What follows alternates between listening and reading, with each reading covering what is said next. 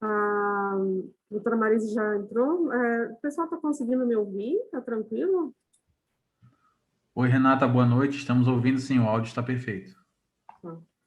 Então, boa noite a todos. Eu sou a Renata, eu coordeno o Programa Estadual de Vigilância de Febre Amarela no Estado de Santa Catarina, sou bióloga. Junto comigo nessa capacitação está a doutora Marise Matos, a nossa médica infectologista, que acabou de entrar. E, na verdade, eu vou começar primeiro apresentando para vocês sobre a situação epidemiológica da febre amarela, né, mostrar como que o vírus chegou aqui no estado de Santa Catarina. A gente, enquanto estado, a gente divulga, né, as informações epidemiológicas para todos os municípios, mas a gente sabe que muitas vezes essa informação não chega na ponta, né? Embora a gente tenha todos os nossos boletins epidemiológicos publicados no site da DIV, né, que é a Diretoria de Vigilância Epidemiológica. Mas eu vou estar apresentando para vocês aqui sobre o que é a febre amarela, essa doença que é uma doença endêmica da região amazônica, uma doença de macaco, não é de humano, né? E o humano se infecta acidentalmente por essa doença. Uma das doenças que tem vacina altamente eficiente, né? Imunoprevenível, mas que ainda a gente tem ainda índices de cobertura vacinal muito baixos ainda, né? Que a gente está tendo aí produção de casos humanos ainda. E a gente sabe que isso pode acontecer durante o ano todo, porque o clima anda muito maluco, né? Não tem mais inverno e os mosquitos estão cada vez mais adaptados ao frio. Vou projetar aqui a parte epidemiológica. Deixa eu ver se eu consigo passar aqui. Isso. Ver se eu consigo colocar esse quadradinho aqui no canto. Isso. Tá, então a febre amarela, ela é uma zoonose, né? O que significa isso? É uma zoonose, é uma doença que é transmitida de animais para humanos, né? É uma doença de macaco, como eu falei, ela não é uma doença de gente, né? É uma doença que circula naturalmente em ambiente de mata, onde tem mosquito transmissor e onde tem o macaco, né? Por que o macaco? Esse vírus, há muitos anos, né, ele encontrou no macaco o animal perfeito para fazer a viremia perfeita para ele, né, que é amplificar dentro do seu organismo milhares de cópias e se estabelecer. Então, a gente não conhece nenhum outro animal vertebrado capaz de sinalizar a presença do vírus da febre amarela como o macaco, né? Nesses animais, ela é uma doença que ocorre bem parecida ao ser humano. A única diferença é que os animais são muito mais sensíveis, então eles morrem muito rápido, né? Então desenvolve uma viremia muito grande. E esses macacos, eles têm, muitas vezes, morte súbita, né? A gente tem conhecimento aí de animais em cativeiro, que foi um caso que a gente teve em Blumenau, no projeto do Gil, dentro do cativeiro, que se infectou, e ali ele amplificou esse vírus e começou a manifestar sintomas, e no mesmo dia ele foi a óbito. Então, é um animal muito sensível, e é um animal que a gente chama de sentinela, né? Então, para vigilância, é um animal muito importante para a gente ficar de olho, porque onde tem macaco morrendo, significa que pode estar febre amarela circulando ali. Então, é uma doença endêmica da região amazônica, então lá a febre amarela ocorre naturalmente o ano todo. Não temos relatos de epizotias na Amazônia, porque a gente pensa que esses macacos já se adaptaram há muitos anos a esse vírus, então alguns já criaram até resistência ao vírus da febre amarela, mas também porque é um ambiente de mata muito fechado, então o que acontece dentro da mata muitas vezes a gente não vê, né? Então é muito difícil a gente ter relatos, assim, notificações de epizotias. Ela é uma doença de curta duração, ela vai até uma média de 12 dias no ser humano, nos animais de 1 a 3 dias esses animais vão a óbito. Mas é uma doença que ela tem muito mais impacto na saúde pública do que a dengue, né? Por quê? Porque se você tem, por exemplo, 7.000 casos notificados de dengue, né? E a gente tem uma taxa de letalidade muito menor comparado com a da febre amarela. Então, a dengue nunca chega a mais do que 1%, e a febre amarela, a letalidade nunca é inferior a 30%, né, na letalidade geral, né, se considerar os casos do Brasil. Então, é uma doença de alta letalidade, não tem tratamento específico, então o suporte geralmente ele ocorre em leito de UTI, depois a Marise vai entrar mais nessa parte específica da clínica, né, de suporte. E aqueles que sobrevivem à febre amarela ficam imunes para a vida toda, né? Então gera uma imunidade natural. E o bom dela é que é uma doença imunoprevenível. A gente tem vacina da febre amarela desde 1937, e é uma vacina que funciona, não tem relatos de mutação do vírus da febre amarela, não tem relatos de que a vacina perde a eficácia ao longo do ano. Então, a gente até hoje não teve nenhum padrão de transmissão de febre amarela em casos humanos em pessoa vacinada, né? Geralmente são pessoas que recusaram a vacina. A gente teve alguns relatos em São Paulo de algumas pessoas vacinadas que adquiriram a febre amarela, mas aí a investigação tem que ser aprofundada, porque daí tem que levar em consideração o armazenamento da vacina, se realmente essa vacina foi aplicada em condições ideais, né? Então tem toda uma investigação por trás aí. Essa série histórica que eu estou mostrando aqui no slide, é uma série histórica que mostra desde 1930 até 2015, quando a gente teve ali na 1936, quando surgiu a vacina da febre amarela. Então, cada pico vermelho desse é um surto de casos de febre amarela no Brasil. Então, a gente tem aí picos, né, de surtos de febre amarela em casos humanos, e quando a gente percebe que entrou a vacina em 1936, esses picos diminuíram, os picos de surto. Mas, se vocês perceberem ao longo dos anos, essa linha cinza, né, que aparece por trás desse pico vermelho, é o número de doses de vacina aplicada. Então, a gente percebe ao longo dos anos que a cada ano esse vírus ele fica tentando entrar em áreas onde existem pessoas não vacinadas. Então, vocês percebem aqui ao longo dos anos a necessidade cada vez mais de vacina, né? Então, esses picos de vacinação, eles aumentam, embora os picos de surto humano também diminuem. Então, a gente percebe que esse vírus, ele insiste ao longo dos anos em entrar em áreas suscetíveis, ou seja, com pessoas sem vacina. Por quê? O interesse do vírus é se multiplicar, né? Então, onde a gente tem pessoas altas coberturas vacinais, esse vírus tende a fazer um desvio, ele tende a ir a áreas suscetíveis. E eu vou te mostrar para vocês como que isso acontece, né? Então, a gente tem aqui, ó, o surto atual que a gente está vivenciando, a febre amarela, que entrou aqui no estado de Santa Catarina. Estou ajeitando a bateria aqui do computador. Aqui.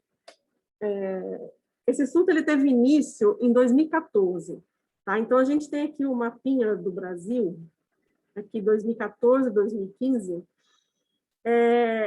O vírus, o que acontece? De tempos em tempos, ele sai ali da região endêmica, que é a Amazônia, e ele vem descendo para a parte sul do país. Por quê? É uma área mais suscetível, né? A gente tem mais pessoas não vacinadas, né? Mais Mata Atlântica, aqui, onde tem um número muito grande de macacos ainda suscetíveis à febre amarela, ou seja, não resistentes à febre amarela. Então, de tempos em tempos, esse vírus ele vem descendo, amplifica, depois ele recolhe de volta lá para a região amazônica. O que a gente observou? Desde 2014, esse vírus desceu, né? Ele desceu, e ele encontrou um meio muito favorável, né, ao longo dos anos. A gente vê que 2015, 2016, quando o negócio mesmo saiu fora do eixo. Por quê? Existem várias hipóteses aqui, inclusive muitos cientistas discutem a questão daquele rompimento da barragem de Mariana, que modificou todo um ecossistema, mexeu com todo um ecossistema aqui no estado de Minas Gerais, Espírito Santo aqui.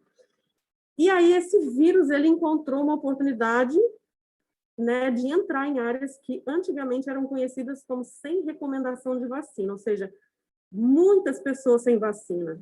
E aí explodiu o número de casos de febre amarela. Então, a gente tem aqui o surto iniciado em 2014, Um evento ecológico importante, não atribuído a ele isoladamente, porque existem vários fatores, né, para justificar.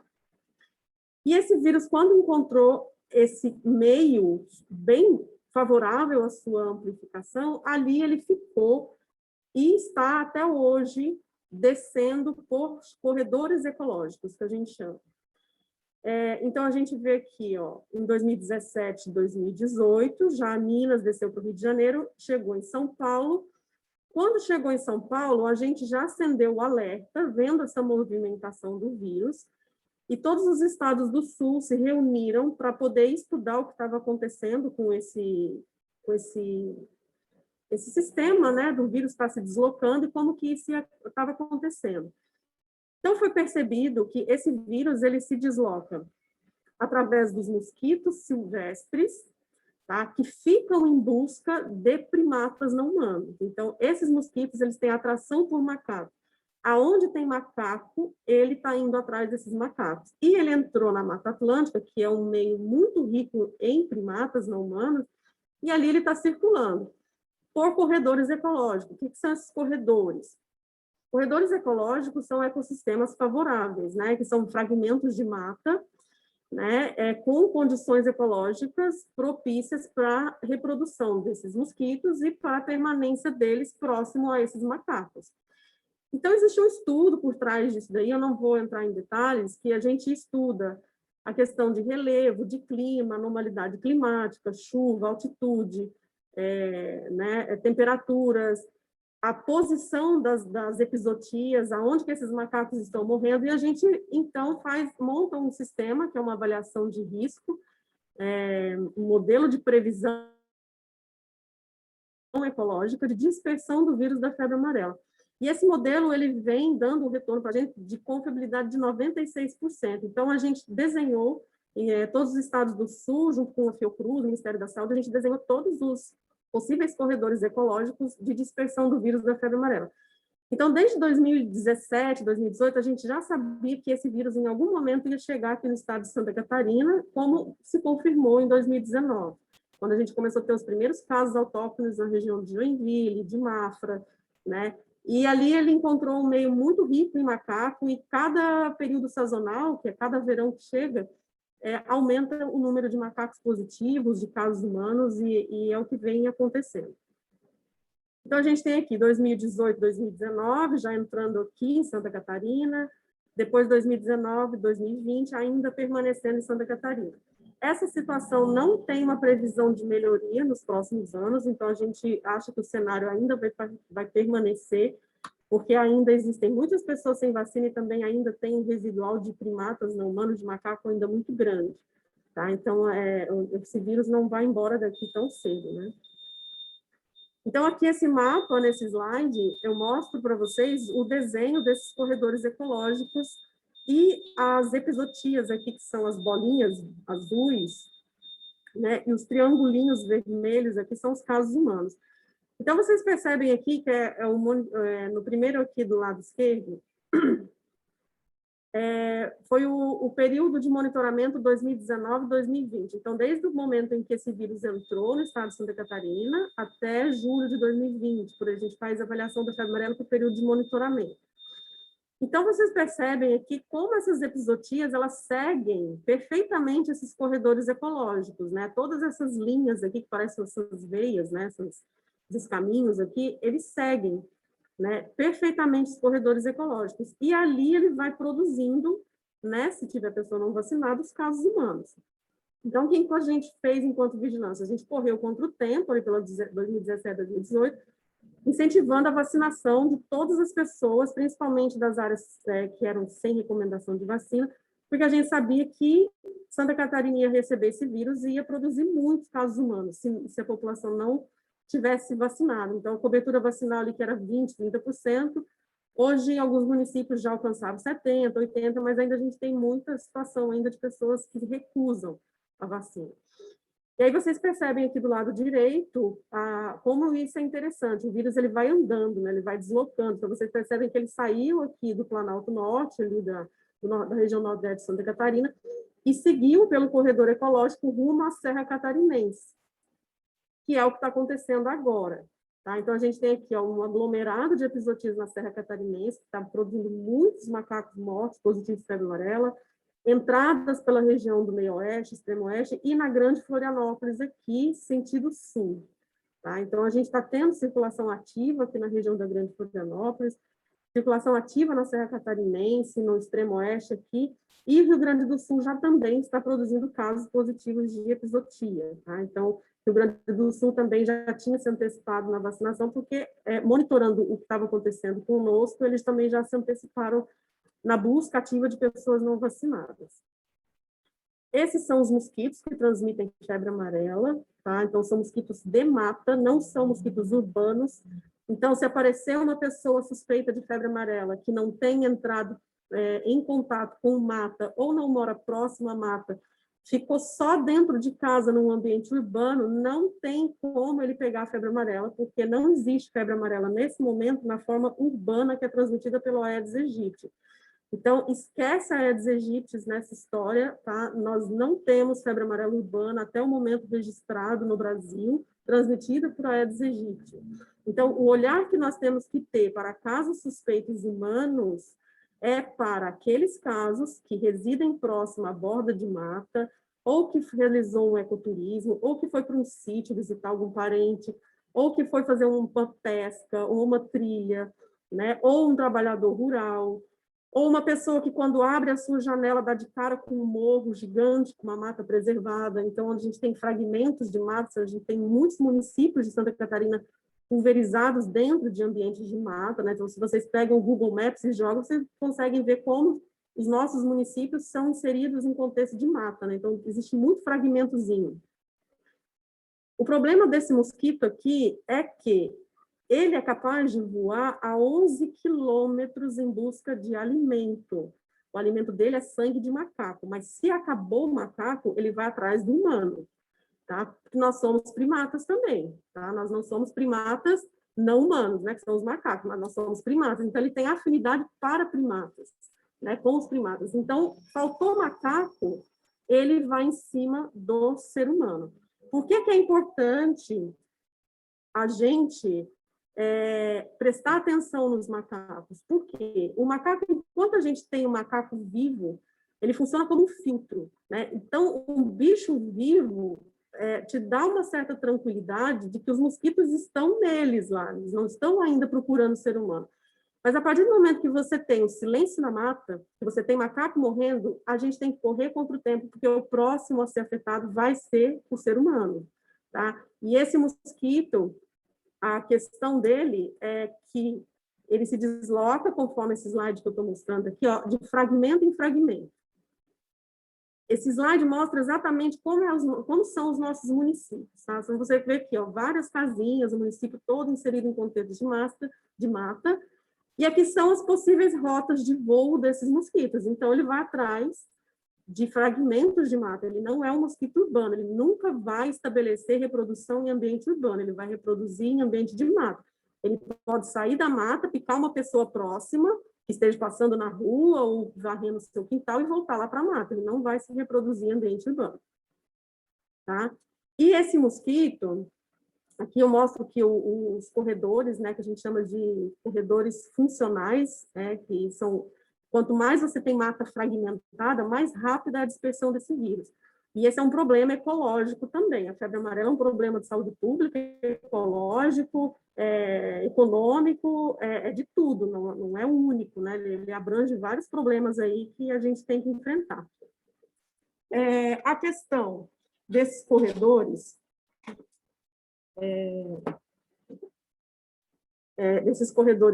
quanto mais fragmentados, maior a velocidade de dispersão. Estou com medo da minha bateria acabar aqui, que está piscando. Espera aí, só dar uma ajeitadinha aqui. Está com um mau contato. Espera aí. Agora deu.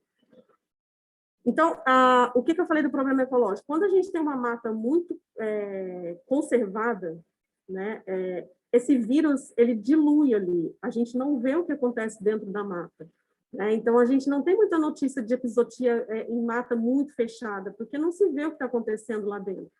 E aí o vírus, ele dilui ali, mas quando você tem uma mata muito fragmentada, como é o caso desse slide aqui, ele vai consumir o que tem ali dentro, tá? Ele vai gerar uma amplificação muito grande, porque são matas muito fragmentadas, e geralmente os macacos eles ficam ali na borda de mata, ali onde as pessoas conseguem visualizar, e ele vai rapidamente para outro fragmento de mata, né?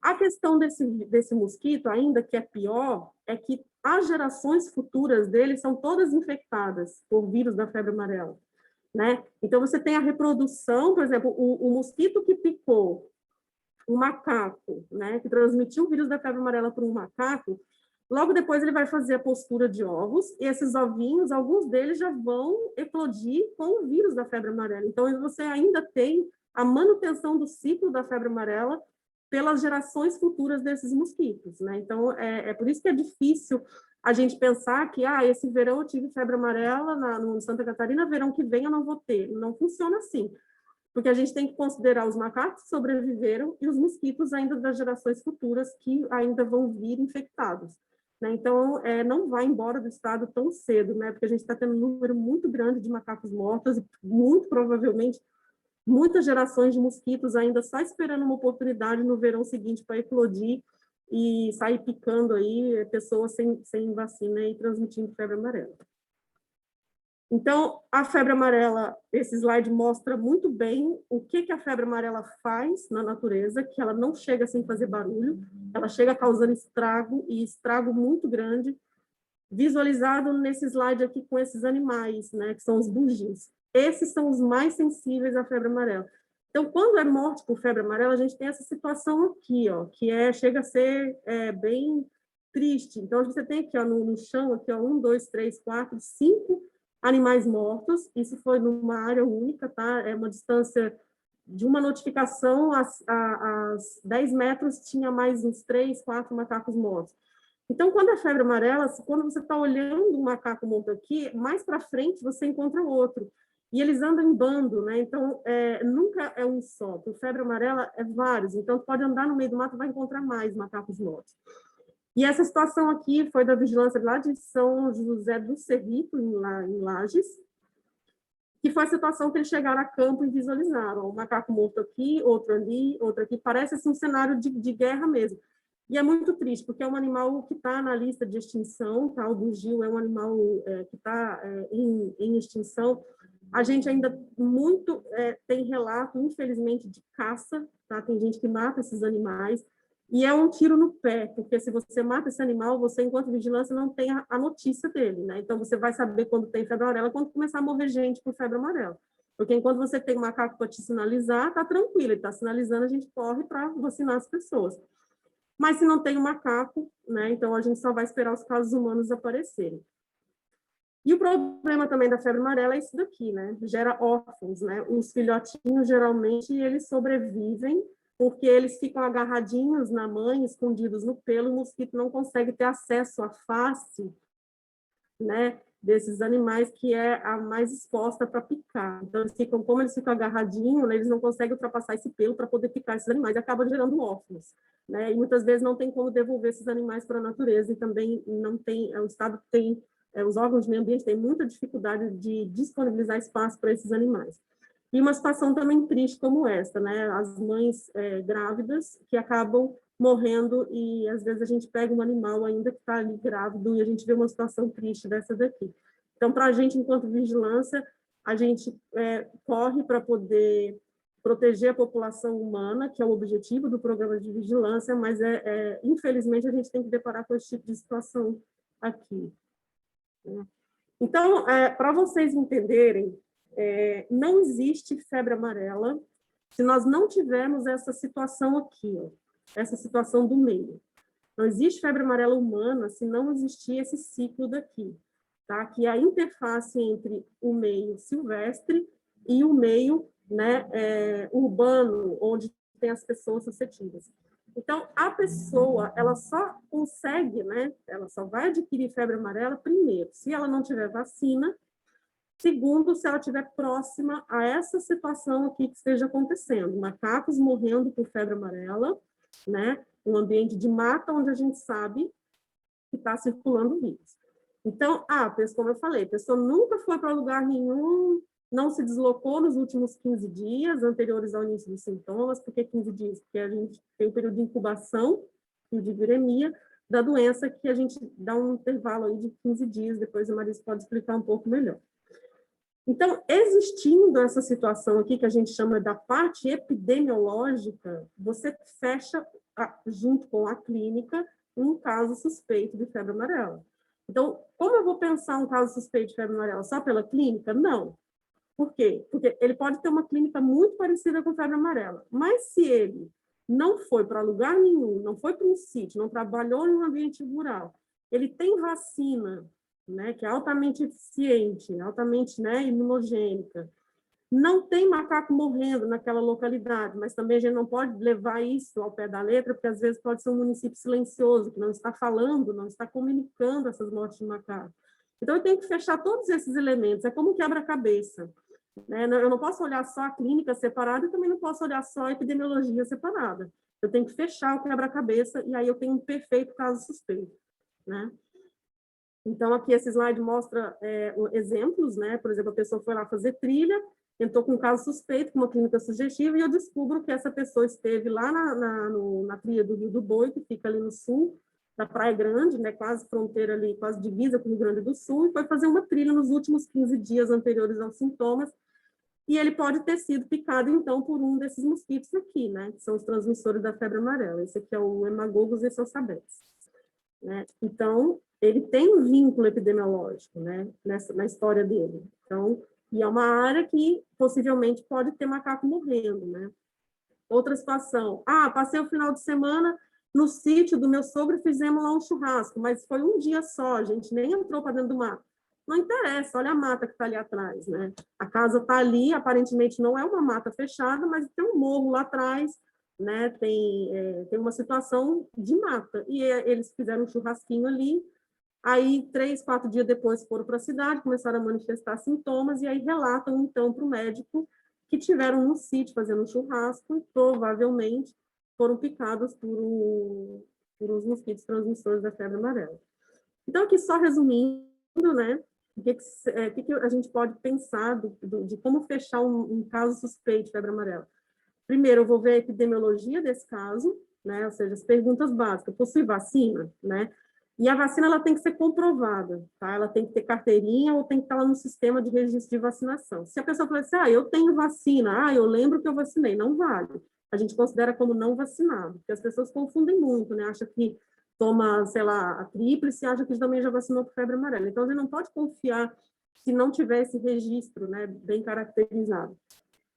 Reside em município com circulação viral, então a gente tem um mapa de Santa Catarina onde mostra todas as áreas onde a gente tem circulação viral, vou mostrar depois também.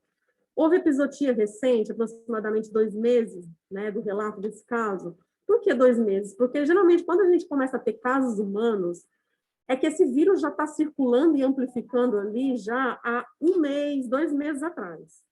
Tá? Então, a gente pode perceber, por exemplo, quando o macaco começa a morrer mesmo por febre amarela, o vírus já estava ali há uns 20 dias atrás, 30 dias atrás, ele estava amplificando e aí você começa a ver macaco morrer. E esse vírus já foi, já andou, já desceu, já foi para outro lugar, mas ainda está ali naquela região circulando, né? Então, quando morre o macaco, pode saber que posteriormente vai aparecer os casos humanos. Mora próximo à mata, fragmento de mata? Qual foi a última vez que essa pessoa realizou uma atividade de ecoturismo, visitou um sítio, é trabalhador rural, houve deslocamento? Esse deslocamento aqui, para a gente, aqui, é muito complicado, porque às vezes a pessoa fala assim, ele não viajou para lugar nenhum. Não é questão de viagem. Hoje nós estamos no estado de Santa Catarina, que praticamente o estado todo está com circulação viral, né? Assim, se a gente for pensar bem. Então, assim, não adianta, ele foi para, sei lá, para Itá, que é um município que a gente não tem registro de epizotia. Ele foi para lá, tá, tudo bem, ele foi para lá, não tem registro, mas ele mora do lado de uma mata na Grande Florianópolis, né? Palhoça, né? Rancho Queimado, então, né? Não é só assim, ele não viajou para lugar nenhum. Tá, mas essa pessoa se desloca, né? A gente teve hoje um caso aqui, que inclusive está internado no HU, a gente estava levantando a epidemiologia desse caso, E falar, não, mas ela é professora, ela não foi para lugar nenhum. Eu falei assim, tá, mas final de semana ela ficou em casa nos últimos 15 dias, ela não foi para lugar nenhum. No final de semana ela não foi, sei lá, de repente ali próximo da Serra do Tabuleiro, comprar um pão, sei lá. A gente tem que investigar todos os detalhes, né? Porque a gente tem que descobrir também o local provável de infecção, né? Aonde está tendo a transmissão. Então, a gente teve um caso, por exemplo, de Imbituba que se infectou em Uruçanga, né? Então, todos os deslocamentos, nem tenha ido comprar pão em Águas Mornas e voltado, né? Junto com essa epidemiologia, nós temos que ter uma clínica compatível, né? A doutora Marisa vai entrar mais em detalhe, né? Com esses dados. Então, tendo essa soma, você tem um caso perfeito suspeito de febre amarela, né? E aí é só correr quanto tempo. Então, aqui nós temos o estado de Santa Catarina, a gente mostra aqui em vermelho, onde a gente teve município com registro de epizootia confirmada por febre amarela. Tá? Todos esses municípios verde e vermelho estão notificando mortes de macacos. Ao todo são 57 municípios. E esse gráfico aqui, que é o período de monitoramento, mostra perfeitamente como que esses macacos mostram para a gente que a febre amarela ela vai produzir casos humanos. Então, a gente tem aqui, ó, a partir de novembro, é o período sazonal, tá? Que é o período de maior amplificação do vírus. Então, a gente começa a perceber aqui, ó, para trás aqui, setembro, outubro, novembro, é o período pré-sazonal. Aqui começa a amplificar vírus nos macacos. A gente vai começar a ver macaco morrer aqui, ó, final de novembro, tá? E aí eles começam a emitir esse alerta, ó, tá morrendo macaco, tem vírus da febre amarela circulando. Pode esperar que nos meses seguintes vai acontecer o quê? Produzir casos humanos. É muito legal. Você vê isso nitidamente nos mapas, como que é uma doença que ela é bem delineada, ela é dinâmica e muito bem sinalizada na natureza, né? Então, a gente percebe muito bem como eles sinalizam antes para depois produzir esses casos humanos, né? Então, você vê aqui, ó, que fevereiro, março, a gente começa a cair as notificações de macaco, porque já morreu bastante, e a gente começa aqui, ó, ali para março, abril, maio, aumentar o número de notificações de casos humanos, ou seja, depois do evento mais importante, que é a sinalização dos macacos. Né? Hoje nós temos, atualmente, nesse ano, 8 casos confirmados de febre amarela e 3 óbitos. Né? Então, a nossa letalidade aumentou comparada com o ano passado, a gente praticamente não teve óbitos. A Covid atrapalhou muito, tá? E vem atrapalhando, principalmente porque as pessoas não pensam nas outras possibilidades, né? A gente entende que o ritmo hospitalar deve ser uma coisa muito intensa e que realmente, às vezes, pode passar, né, as perguntas, a questão de pensar sobre febre amarela, mas é importante saber que hoje nós estamos numa condição em que Santa Catarina tem vírus da febre amarela, então a gente pode estar de frente com um caso de febre amarela e, inclusive, com Covid. Né? A gente teve um caso em Águas Mornas que morreu, foi a óbito, e ele estava co-infectado por Covid. Tá? Então, todos esses municípios aqui são os municípios que produziram casos. Blumenau, para vocês verem, o ano passado foi o que mais bombou casos de febre amarela em macaco e também de casos positivos, né, de febre amarela. E ainda esse ano ainda continua produzindo, tanto que produziu um caso humano ainda, né, que infelizmente foi a óbito. Então, é o que eu falo, o vírus ele fica ali, mesmo que ele não dê uma resposta muito grande, mas no ano seguinte ele ainda vai estar ali circulando, né? Enquanto tem macaco e gente suscetível, ele vai ficar ali. E esse gráfico aqui eu tirei de uma apresentação do Ministério da Saúde, que mostra muito bem que municípios que são sensíveis em notificar morte de macaco, raramente você vai ter casos humanos. Por quê? Porque a gente faz bloqueio vacinal e você vai elevando a cobertura vacinal. Então, municípios que têm detecção oportuna de epizootias, ou seja, município que avisa que tem macaco morrendo, né, que a gente tem que fazer um bloqueio num raio de 300 metros de cada epizootia, independente de diagnóstico positivo ou não, é muito difícil você ter caso humano. O que aparecer vai ser por recusa, tá? Porque a gente tem um público aí masculino, aí na média de 40 e poucos anos, que se recusa a vacinar, tá? É a geração super-homem, que acha que a família inteira está imunizada e ele teve imunidade rebanho, né? A febre amarela não faz imunidade rebanho, a vacina é individual. Né? Então, se ele não se vacinou, é ele que vai adoecer e provavelmente vai morrer. As pessoas não entendem isso, embora a vigilância tente alertar e falar. E os municípios sem detecção oportuna, que são os municípios silenciosos, que não falam nada de macaco, aí sim vai produzir muitos casos humanos, porque daí você não sabe se está acontecendo no município, e você não gera ações de sensibilização, as pessoas não ficam sensíveis e não sabem o que está acontecendo, e aí você vai ter muitos casos humanos. Aqui são os corredores ecológicos do estado de Santa Catarina, os vermelhos já são os confirmados, tá? São rotas confirmadas. A área toda em vermelho aqui é a área de circulação ativa viral. Essa laranja aqui já está vermelha, porque nós tivemos já confirmação de epizotias em Santa Rosa de Lima, que são municípios mais ao sul, do Sanga. Tá? Então, essa área em laranja, que era considerada silenciosa, hoje já está vermelha. Né? A gente manteve em laranja justamente para mostrar como esse modelo de previsão funcionou. A serra também é toda vermelha, era uma área extremamente silenciosa, mas as pessoas se sensibilizaram, e aí é a área que mais notificou macaco, surpreendeu a gente esse ano.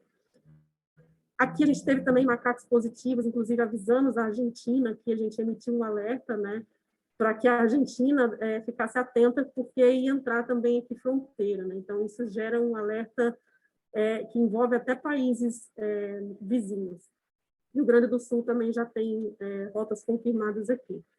Eu mostro para vocês aqui o período de monitoramento anterior, 2019 a 2020, como as nossas epizotias estavam concentradas aqui, ó, em Mafra, Planalto Norte, a região do Médio Vale do Itajaí, aqui, ó, que é Blumenau, Camboriú.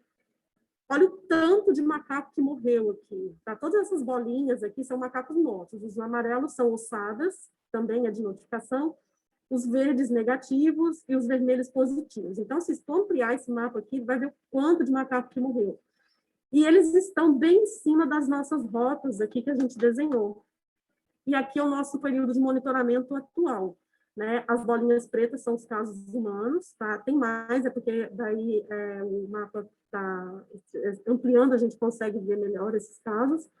Mas vocês percebem aqui, comparando com o slide anterior, como esse vírus anda, né? Olha só, ele saiu ali da região do Médio Vale, aí ele seguiu o corredor da serra, se concentrou ali, a rota que estava no litoral de Itajaí confirmou, desceu para Grande Florianópolis, e aqui a gente ainda tem os casos, né? É muito interessante isso, ele vai andando, é uma doença que caminha, né, por corredores ecológicos, né? A gente quase não tem, assim, uma zoonose que é tão bonita, assim, de se ver, né? Bonita entre aspas, né? Porque a gente tem coisas assim, bonita para biólogo falar. Então, assim, a gente tem aqui a cobertura vacinal do estado de Santa Catarina, então, infelizmente, o que está em amarelo são coberturas abaixo de 95%, então, tudo que a gente tem abaixo de 95%, a gente pode ter casos humanos.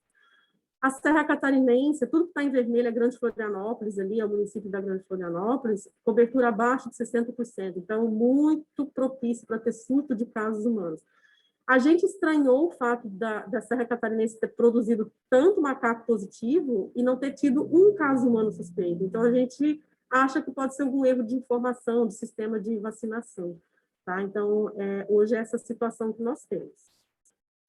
A região da Grande Florianópolis, que de repente é o que vocês podem receber de casos, é essa situação aqui, né? Então, a gente tem aqui municípios, né, com baixíssima cobertura vacinal, abaixo de 60%, em amarelo de 60% a 95%, ainda pode produzir muito caso humano, é muita mata conservada, Serra do Tabuleiro aqui, ó, tem registro, né, a gente teve aqui um senhor que se infectou aqui em Paulo Lopes, né, aqui no município, na borda da Serra do Tabuleiro.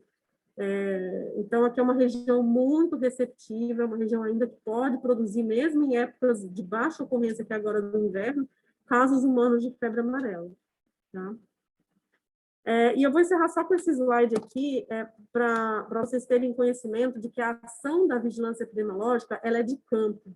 Tá? A gente tenta traçar estratégias para que a atenção básica vá junto com os agentes comunitários, saúde, endêmica, e direto na população que é de risco. A população de risco é justamente essa que está ali, inserida num ambiente de mata ou próximo a ele. E levar essa informação a essa população. Então, não adianta a gente, por exemplo, querer abrir posto de vacinação em ambiente urbano e esperar que o trabalhador rural saia de lá e vá se vacinar na cidade. Muito raro um ser humano fazer isso. Primeiro que ele está trabalhando Segundo, que ele está no meio do campo, ele não está escutando rádio, ele muitas vezes não tem acesso à internet, são áreas remotas, né? Então, tem que ser casa a casa. Esse trabalho casa a casa é o que funciona. Tá? A gente diz, eu brinco muito aqui que não existe vigilância call center, né? Não dá para ficar fazendo vigilância por telefone, tem que bater perna, e é o que realmente funciona.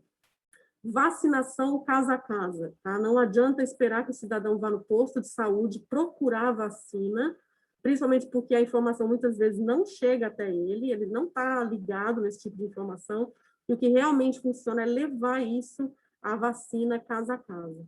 Tá? Então, eu vou encerrar minha apresentação, eu deixo aberto para perguntas, pode ser depois da doutora Marisa, até para não se prolongar muito, se alguém tiver uma dúvida, também pode escrever pelo chat, eu vou anotando, e depois eu respondo no final. Eu vou interromper aqui a minha fala e vou passar para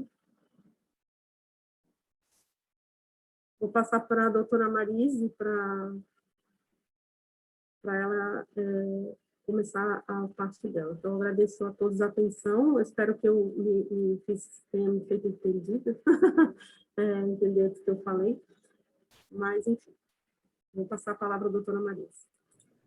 Olá, boa noite a todos. Eu não sei como é que... eu já estou aqui, né? Mas eu não estou na tela principal, então não sei como é que eu coloco isso, mas acredito que vocês estejam me ouvindo.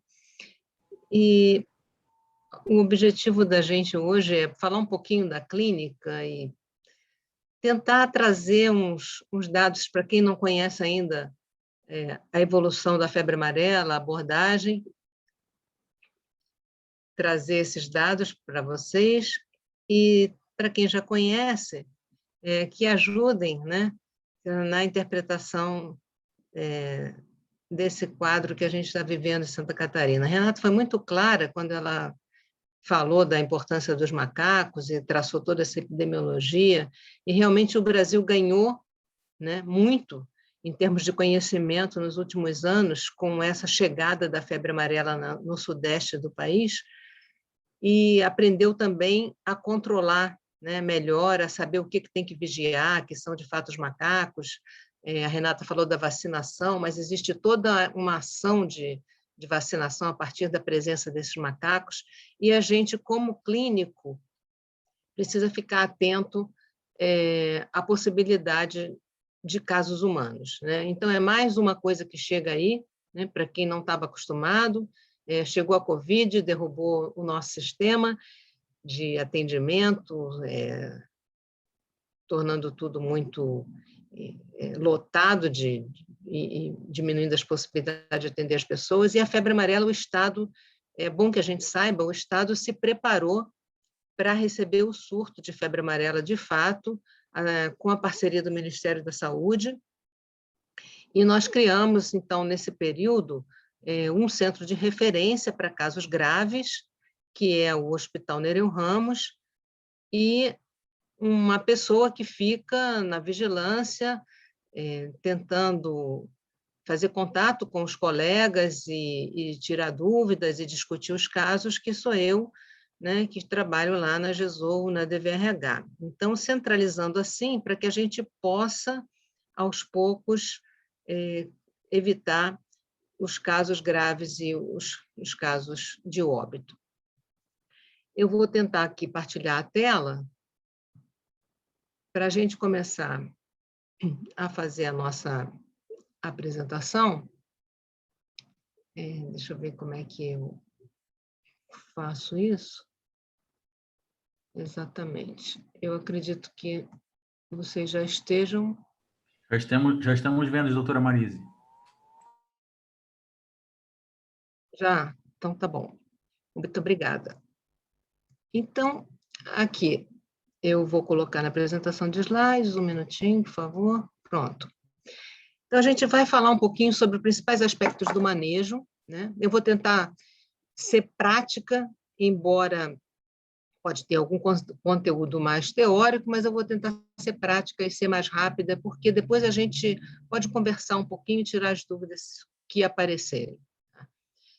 Então, a gente parte do pressuposto, né, que a febre amarela está presente em Santa Catarina, as formas graves, como a Renata já bem falou, no Brasil e no mundo, tem uma letalidade muito alta, né, de 20% a 50%, e nós tivemos uma experiência muito boa aqui em Santa Catarina, da qual o Ministério da Saúde até se orgulha, que foi, conseguimos baixar a letalidade da febre amarela aqui no ano de 2020, porque a gente foi treinado para fazer o manejo correto e fazer a troca plasmática de alto volume. Então, quando a Renata falou ali no comecinho que não era menor do que 30%, nós fomos essa exceção no ano passado, né? Que nós conseguimos uma letalidade de 11,7% por febre amarela em Santa Catarina, com 17 casos. Bom, então, nessa abordagem, eu vou tentar... eu tenho que falar um pouquinho do agente etiológico, que é um minuto, né? E como a doença se manifesta, é importantíssimo para a gente poder entender diante de que a gente está, né? Como clínico, o que ajuda a suspeitar e identificar um caso, o primeiro momento, a classificação de risco, isso é fundamental no atendimento da febre amarela, assim como na dengue. A classificação de risco, saber se o doente é um doente grave, que vai ter que ser manejado como doente grave, ou é um doente de forma leve ou moderada, é fundamental. Na verdade, o que a gente quer na classificação de risco é pegar os casos graves, que são raros, porque os casos leves, eles ficam bem, né? Evoluem como uma doença autolimitada. Mas já os casos graves podem se recuperar ou não, e a maioria vai a óbito mesmo, se não for tratado, né? O que pode atrapalhar, né, no manejo, e o que o Rio de Janeiro e São Paulo identificou como fator prognóstico, né? O que era risco para óbito, né? Isso talvez seja bom a gente ver, porque a gente pode ficar com aquele dadozinho na lembrança de que, se eu encontrar um caso assim, já sei que o risco de óbito é grande, e o tratamento de formas graves, os critérios que a gente tem para indicar a troca plasmática. Bom, o agente etiológico, ele é um vírus geneticamente estável, a Renata já falou isso também, né? Um vírus do togavírus, porque ele tem um envelope, e o vírus é um flavivírus, que é um vírus que causa uma icterícia. O modo como esse vírus atua é através de lesão celular, né, de lise celular, matando a célula por citólise, né, no citoplasma. Ele se reproduz no citoplasma das células. Ele é um vírus que a gente considera viscerotrópico, ele tem predileção por hepatócitos, fibra cardíaca, medula, túbulos renais e trato digestório. Então, a gente sabendo, né, dessa predileção, a gente já pode ir imaginando, se ele lesa as células desses órgãos, o tipo de manifestação que ele vai provocar, né? São também arbovírus, arthropod-borne virus, que por isso que dá essa na verdade é uma sigla, né? São arthropod-borne virus, são arbovírus, né, transmitidos por mosquitos, e tem 2 perfis de transmissão na teoria, como a Renata bem falou. O perfil de transmissão da febre amarela desde 1942 é um perfil de transmissão exclusivamente silvestre. Então, a gente precisa... Uma coisa que talvez a gente tenha um conhecimento geral é que a febre amarela é uma doença do fígado, né? Isso é mais um conhecimento popular, né, do que exatamente um conhecimento científico. Então, a compreensão atual é que a febre amarela é uma doença sistêmica. Então, após a introdução no corpo, o vírus alcança os linfonodos, aqui se multiplica, produz uma viremia, e nessa viremia vai atingir o fígado. No fígado, lesa o hepatócito, e o paciente desenvolve icterícia, pode desenvolver hipoglicemia e insuficiência hepática. Lesa também o rim, os túbulos renais, necrose tubular e insuficiência renal, que são duas manifestações muito frequentes das formas graves de febre amarela. O coração, lesando o cardiomiócito, dando bradicardia, arritmia, redução do débito e aquele famoso sinal de Fagé, que é o doente que tem febre e não faz taquicardia, né? Por conta disso aqui. Os vasos são afetados também, então ele produz uma lesão endotelial, com fragilidade capilar, uma disfunção endotelial. O resultado de todas essas lesões é hemorragia, hipotensão, choque e uma resposta inflamatória sistêmica exacerbada, que é a tal chamada tempestade de citocinas, que é o que vai levar o doente ao óbito, e é nesse ponto aqui que está voltado o tratamento atual da febre amarela. A redução dessa resposta inflamatória sistêmica exacerbada através das trocas plasmáticas de alto volume, porque antiviral para a febre amarela não existe. A gente só enxerga, basicamente, num surto, os casos que vão a óbito, né? Ou os casos muito graves, porque a maioria dos casos é assintomática ou são casos leves. Então, o que vai aparecer, na verdade, são as pessoas morrendo, né? E por quê? Porque existe uma dificuldade de suspeição. Então, para cada morte, existe pelo menos outros 21 casos. No período passado foi muito interessante, porque a região ali de Blumenau teve tanto caso que eles começaram a ficar sensíveis para a suspeição precoce, e nós tivemos também diagnóstico de febre amarela leve e moderada. Então, a doença se manifesta como uma doença febril aguda, começa aqui, né? Febre alta, 39, 40, o paciente tem uma dor de cabeça muito forte, dor no corpo muito forte, e isso é aquela doença febril aguda que derruba, né? Lembra dengue, lógico, lembra dengue, é verdade. Nesse comecinho aqui, é difícil, né, saber se é dengue ou não. Dor lombar, náusea, vômito, e isso aqui dura mais ou menos uns 3, 4 dias, ele tem uma piora clínica, ele estava melhorando, tem uma piora clínica, e tudo que existia aqui, no começo, ele tem os mesmos sintomas agravados e surgem outros sintomas de envolvimento de outros órgãos e envolvimento mais intenso, né? Como a icterícia, alteração mental, a hematêmese, dor abdominal, é muito frequente, o doente começa a agravar, ele começa a ter dor abdominal. Isso faz bastante sentido, porque se o fígado tem predileção para hepatócito, à medida que ele vai piorando e agredindo mais os hepatócitos, o paciente realmente faz dor, né? Dor abdominal é um sinal, inclusive, de alarme. As transaminases aumentam, né? Pelo menos 5 vezes, tem aumento de bilirrubina, que não é tão significativo quanto aparece na leptospirose, diminui a atividade de protrombina, pode ter proteinúria, e chama atenção também uma leucopenia com trombocitopenia. Então, como que a gente consegue pensar e identificar a febre amarela, né? A gente tem primeiro que ter uma exposição e um período de incubação que costuma ser bem rápido, 3 a 6 dias, mas pode ser de 10 a 15. Então, se a gente pega um caso que a gente suspeita, a gente conta até 15 dias para trás, onde esse paciente esteve. Vem o quadro febril agudo, a doença é muito rápida, o período sintomático dura de 2 a 3 dias, os sintomas podem sofrer uma remissão em torno de 6 a 48 horas.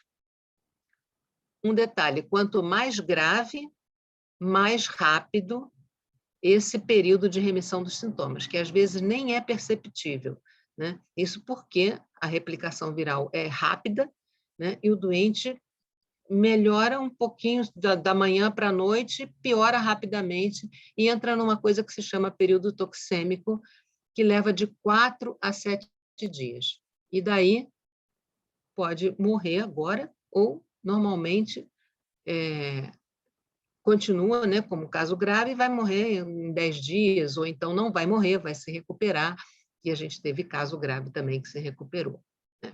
Isso que eu marquei aqui embaixo é a possibilidade de colher sangue para a detecção do vírus. Ela vai de 1 dia antes até 10 dias do início dos sintomas. Então, se a gente vai correlacionar o quadro clínico com essa infecção viral, a gente tem aqui, como eu falei, a viremia corresponde ao quadro inicial, que dura mais ou menos 3 a 4 dias, né? E aqui, depois disso, começa a produção de anticorpos, e o doente, então, entra no momento que ele começa a ser reconhecido. Lamentavelmente, nesse momento, é só nesse momento que ele começa a ser reconhecido como febre amarela, quando ele já está com uma hepatite, né, avançada, com insuficiência renal ou com manifestações hemorrágicas ou quadro neurológico. Antigamente, até pouco tempo, a gente colhia a PCR só até o 5º dia, né? Hoje em dia, a gente já sabe, né, a partir dos surtos lá de São Paulo e Rio de Janeiro, que dá para colher, se o doente tiver até 10 dias de doença, é possível você colher sangue aqui ainda e fazer a PCR, embora já esteja começando a produção de anticorpos. Depois do 10º dia, aí então o material para diagnóstico específico tem que ser mesmo a pesquisa de anticorpos. Muito bem, a gente está diante de uma doença febril aguda, como é que a gente vai suspeitar e identificar esse caso, né? Muitas doenças começam assim, dengue, leptospirose, a hantavirose, a influenza, a covid, como é que a gente faz isso? Então, a Renata já falou, eu volto a reforçar, né? Verificar o vínculo epidemiológico é fundamental.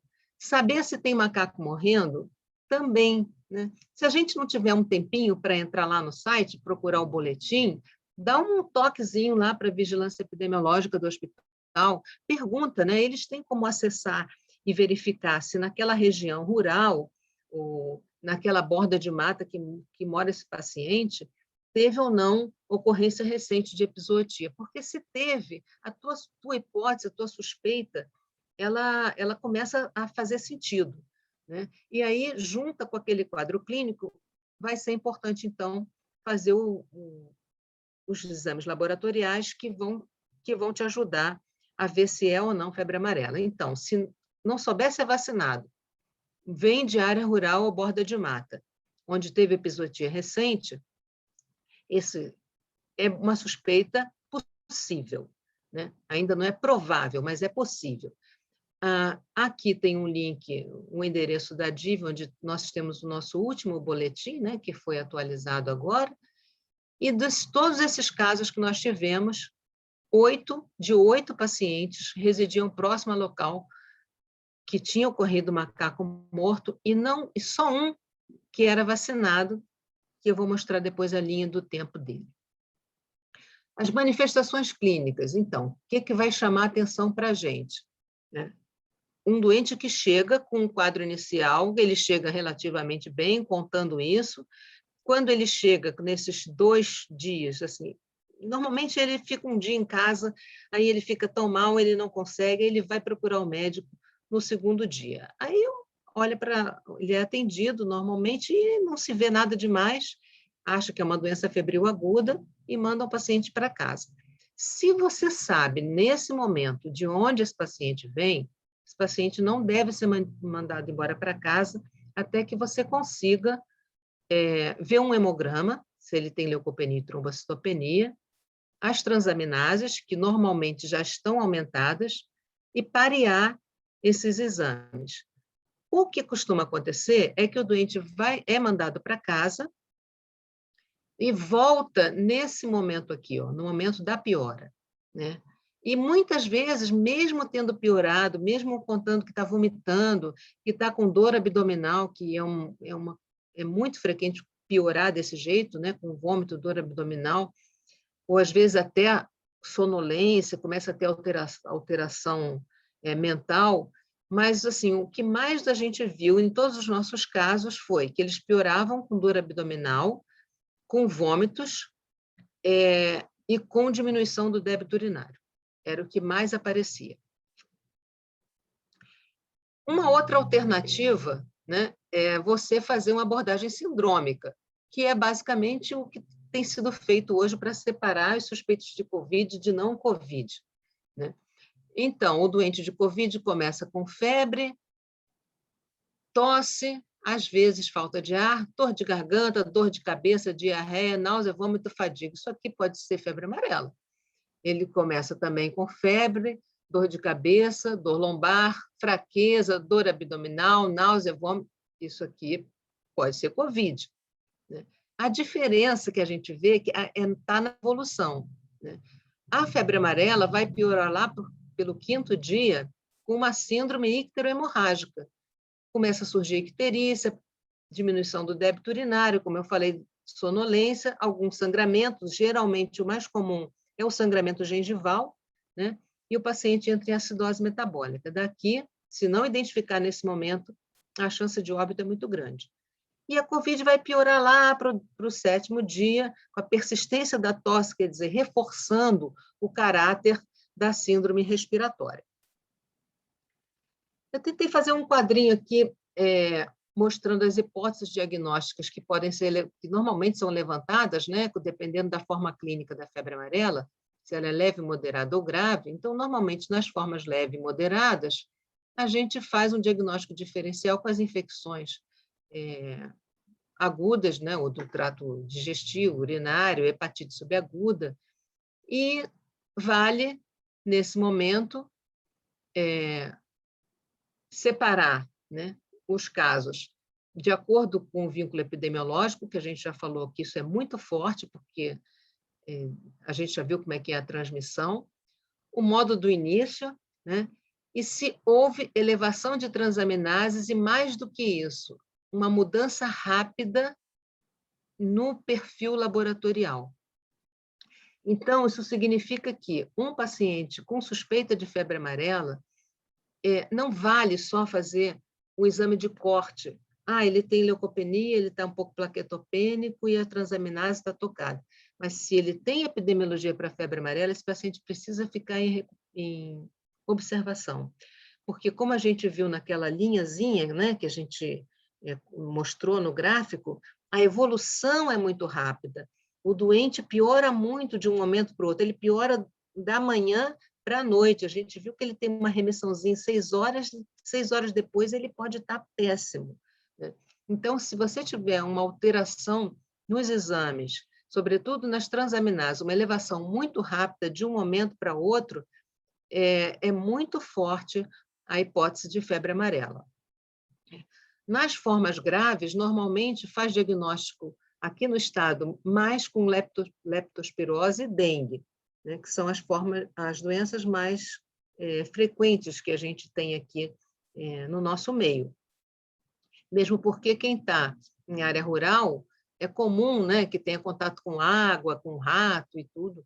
Então, leptospirose está sempre no diagnóstico diferencial das formas graves, né? Sobretudo pelaquela icterícia muito forte. Mas daí já é uma coisa clínica bem interessante também. O paciente da leptospirose, ele fica muito vasodilatado, porque a lesão é muito mais endotelial, então ele faz uma capilarite, né, muito intensa, fica muito vasodilatado, fica avermelhado, e quando faz hemorragia conjuntival, e quando ele fica ictérico, o amarelo da icterícia com a vermelhidão, a vasodilatação da pele, dá uma tonalidade alaranjada para o doente da leptospirose. Além disso, as bilirrubinas sobem muito mais rápido do que as transaminases, porque na leptospirose a gente não tem a lesão do hepatócito, a gente tem uma capilarite, né? Então, você não tem um extravasamento das enzimas que estão seguras lá dentro, né, da célula hepática. E as transaminases raramente sobem acima de 300, né, e mais raramente ainda acima de 500. Então, transaminase abaixo de 500, paciente com icterícia rubínica, leucocitose e aumento de PCR já dá para você dizer que não é febre amarela. Sobretudo que se você tiver também uma epidemiologia favorável para a leptospirose, né? Para a dengue é um pouquinho mais difícil, porque a dengue também é um flavivírus, né? E ele tem muita semelhança na hora da gravidade com a febre amarela. Entretanto, o que a gente tem de sutileza na dengue é o agravamento, o período de agravamento. A febre amarela é muito mais rápida. Com 4 dias, o paciente já está se sentindo muito mal e já pode estar oligúrico, já pode estar ictérico, já pode estar com transaminase acima de 2.000. Né? Isso não é muito comum na dengue. A dengue tem uma evolução, começa a piorar, né? Na segunda fase da dengue, que também é bifásica, lá pelo 6º, 7º dia, costuma ter artralgia, porque febre amarela não dá artralgia, né? Febre amarela dá mialgia intensa, artralgia não é comum, rash também não é comum em febre amarela, mas você já pode ter rash em leptospirose, pode ter rash na dengue, e a dengue, a procedência dela é urbana, né?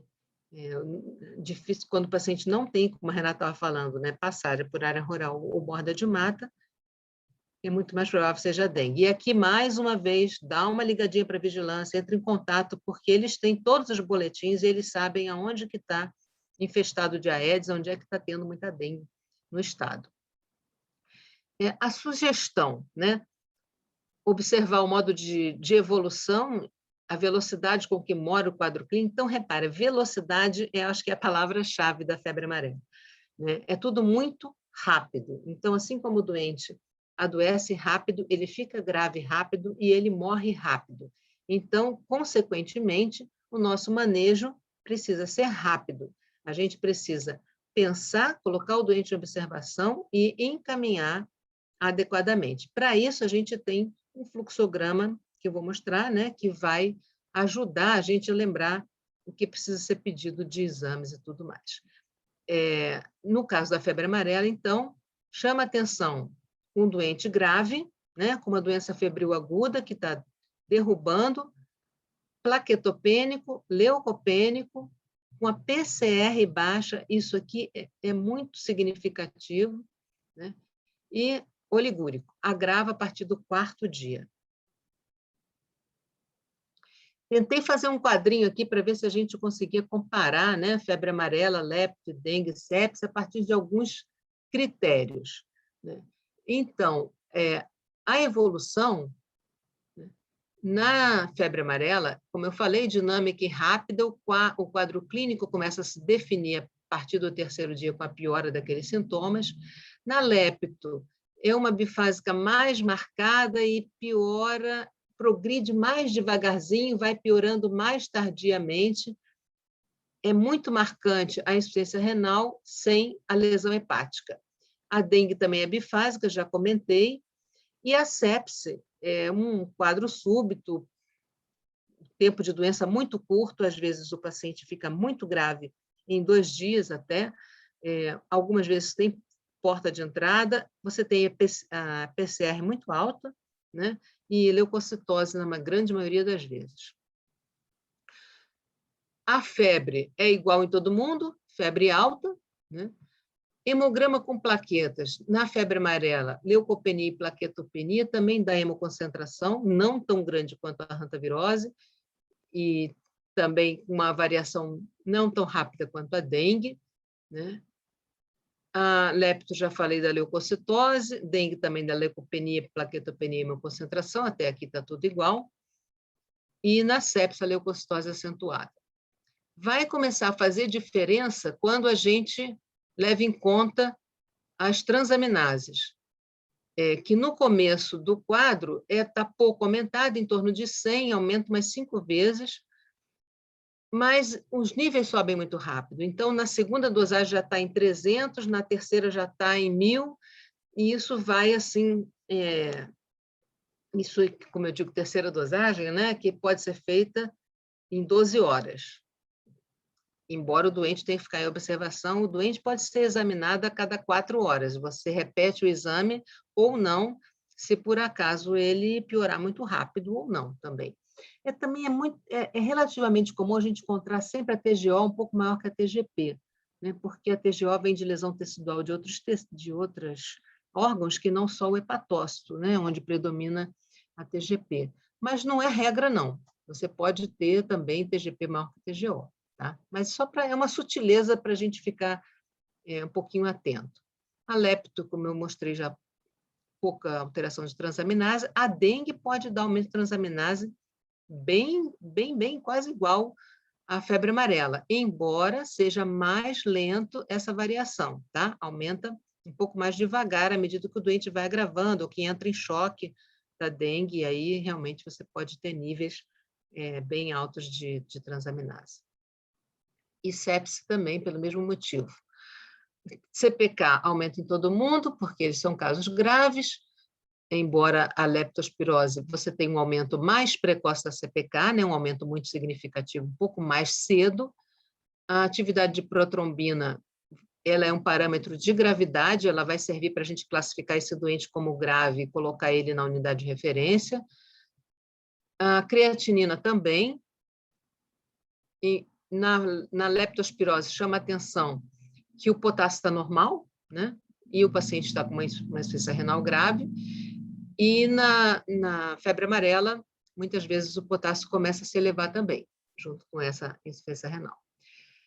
A icterícia, ela surge a partir do 3º dia, e nem sempre mostra, aí é que está interessante, nem sempre o doente está extremamente ictérico quando tem febre amarela. A icterícia não se correlaciona muito bem não com a gravidade.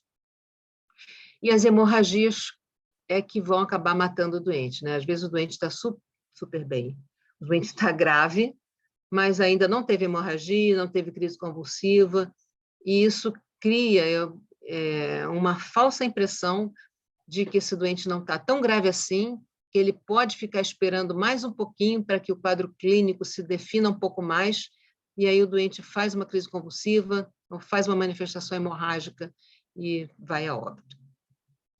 Aqui, só para exemplificar o que é uma icterícia rubínica, né? Num paciente melanodérmico, onde você vê aqui a sufusão hemorrágica subconjuntival e uma tonalidade alaranjada avermelhada da pele. Aqui é o outro, né, com uma icterícia rubínica, e aqui com uma icterícia mais usual, que é a icterícia que a gente vê nas hepatites, de um modo geral. A febre amarela pode dar um pouquinho de vasodilatação também, não chega a ser uma icterícia assim tão pálida, né, mais comum de hepatite mesmo, mas não chega a ser também uma icterícia rubínica como essa aqui. Então, primeira coisa, classificar, e suspeitou, viu que faz sentido a sua hipótese, né? Classifica o doente logo, vê qual é o risco, em que ele se encontra. Se você entendeu que ele é um doente que se enquadra em critério de gravidade, mas está bem, ele está bem, mas ele é grave, não parece. Você segue a regra, na verdade, né, de tentar resolver precocemente esse caso, e mesmo que ele esteja bem, mas ele tem critério de gravidade, ele deve ser encaminhado para a unidade de referência para aguardar lá, porque de uma hora para outra, como a gente viu, ele piora, e quanto mais cedo for realizada a abordagem terapêutica, mais rápido a gente consegue resolver o problema do doente. Então, para a triagem diagnóstica e avaliação de risco, as transaminases são fundamentais, e o TAP, o PTT e o INR, né? O hemograma completo, a gente vai ver aquilo que a gente já falou, né? Leucopenia com plaquetopenia, aumento de transaminases, muitas vezes acima de 200, já no primeiro atendimento. Parcial de urina, e a PCR ajuda muito, porque quando as outras doenças costumam dar aumento de PCR, e febre amarela vem com PCR baixa, né? Então, isso aqui é um dado importante, né? O hemograma com leucopenia, plaquetopenia, transaminase elevada, PCR baixa e epidemiologia, praticamente você tem o diagnóstico clínico fechado de febre amarela. Colhe a amostra, né? E, se tiver indicação de fazer diagnóstico diferencial com o COVID, colhe também a amostra para o COVID, né? Uma coisa muito importante que a gente não pode comer mosca nisso é que, primeiro, a gente não consegue fazer o diagnóstico de febre amarela com um exame só, né?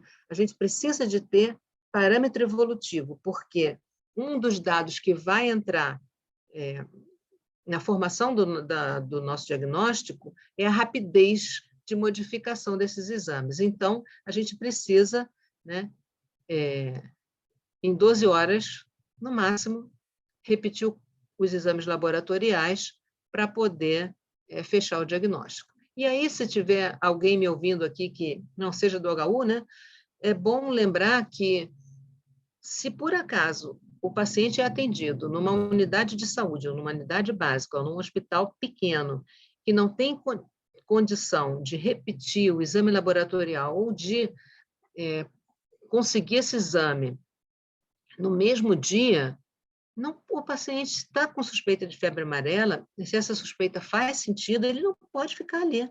Ele tem que ser encaminhado para um hospital um pouco maior, onde ele possa ficar em observação e ter esses exames repetidos para que a gente possa realmente fechar, né, como clinicamente a febre amarela ou não.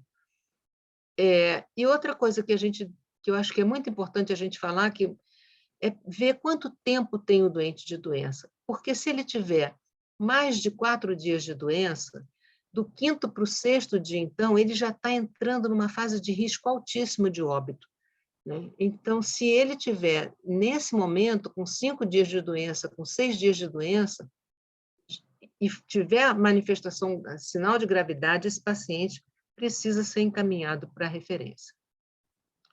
Quais são os indícios de gravidade, né? Então, mais uma vez, confrontar os resultados com o tempo de doença e com a evolução clínica. Pelo menos 2 baterias de exames são necessárias. O que aparece que indica gravidade é o surgimento de icterícia que não havia antes, a redução do débito urinário, alteração do estado mental, convulsão, sangramento, dificuldade respiratória, que, na verdade, vai estar refletindo não um comprometimento pulmonar, mas uma compensação de uma acidose metabólica, né? Má perfusão periférica e as transaminases acima de 2.000, com creatinina acima de 2, um NR maior do que 5, é internação imediata, mas não precisa pensar nada.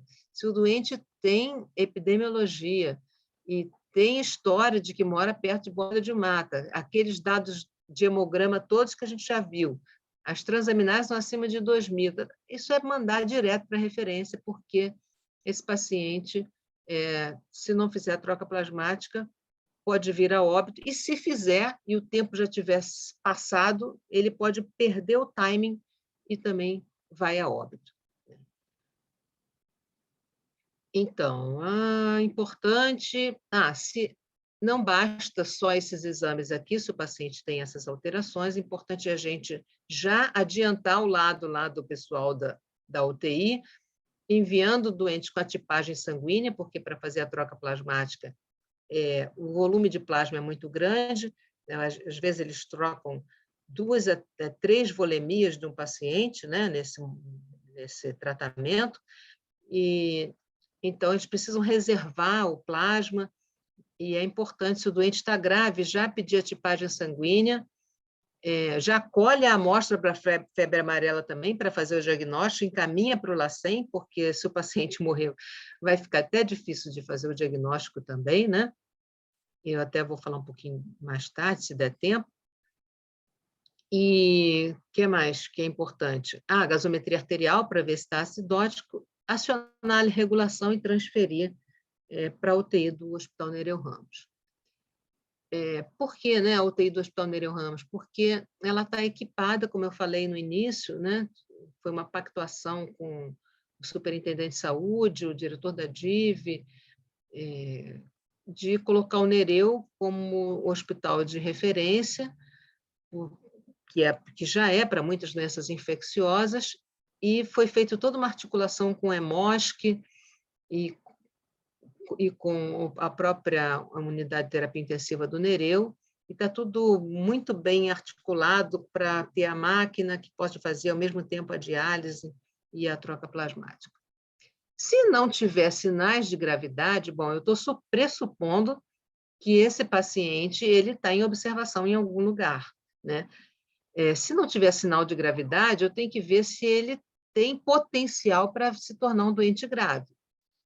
Então, se ele está vomitando muito, com dor abdominal, como eu falei, que é a primeira coisa, se as transaminases estão abaixo de 2.000, mas estão acima de 500, então é uma faixa que logo, logo pode extrapolar e passar disso aí, e se tiver plaquetopenia importante, abaixo de 50.000. Então, procurar avaliar o nível de consciência e o ideal é que ele já fique monitorado lá no Nereu também, mas às vezes não tem vaga, né? O hospital pode estar cheio, mas tem que já o pessoal estar atento, pode até avisar já na unidade, olha, eu estou aqui com um caso, que pode ser que seja febre amarela que vá para aí, e já resolver isso.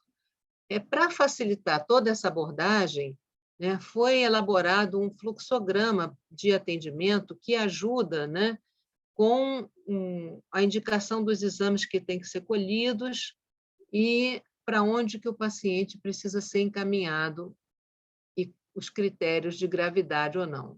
Né? Se tiver sinal de gravidade, qualquer um, não precisa ter 2, 3, 4, basta um, ele deve ser encaminhado para internação em UTI. Né? Acionar a central de regulação, que a central de regulação está ciente que casos graves de febre amarela são atendidas na UTI do Hospital Nereu Ramos. Pode ser que nesse momento que a gente está vivendo hoje da Covid, a gente precise atender, sim, algum caso fora da UTI do Nereu Ramos, como aconteceu com um paciente de Blumenau, que atrasou muito na vinda para o Nereu, e quando foi possível a transferência, o paciente já não tinha mais condição de ser transportado, nem pelo Arcanjo e nem por terra. Acabou ficando na UTI, em Blumenau mesmo, e foi feita, né, a troca plasmática lá, mas é feito sempre com muito... faltava dosagem de fator 5, faltava dosagem de amônia, faltavam vários parâmetros para poder acompanhar bem o paciente, e não necessariamente foi por isso, né, mas é porque o paciente passou do tempo e ele acabou vindo ao óbito. Então, quanto mais precoce chegar um doente grave na UTI, na referência, é mais garantido que a gente consiga manter aquela letalidade baixa, em torno de 11%, 12%.